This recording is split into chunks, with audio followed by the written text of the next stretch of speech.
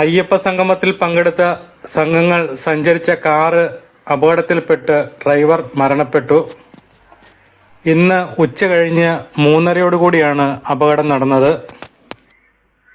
പമ്പയിൽ നടന്ന ആഗോള അയ്യപ്പ സംഗമത്തിൽ ഗാനമേള അവതരിപ്പിച്ച് മടങ്ങിയ സംഘത്തിലെ അംഗങ്ങൾ സഞ്ചരിച്ച കാറാണ് പുനലൂർ മൂവാറ്റുപുഴ സംസ്ഥാന പാതയിൽ റാന്നി മന്നരം ജംഗ്ഷനും വാളിപ്ലാക്കൽ പടിക്കും മധ്യേ കൂട്ടിയിടിച്ചത്.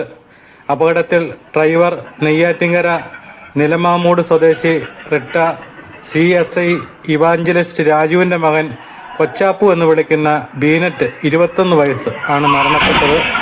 അപകടത്തിൽ പരിക്കേറ്റ നെടുമങ്ങാട് കൊക്കോതമംഗലം സ്വദേശി ഡ്രമ്മർ കിച്ചു, ഗിറ്റാറിസ്റ്റ് അടൂർ സ്വദേശി ഡോണി എന്നിവരെ പരിക്കുകളോടെ കോഴഞ്ചേരി മുത്തൂറ്റ് ആശുപത്രിയിൽ പ്രവേശിപ്പിച്ചു.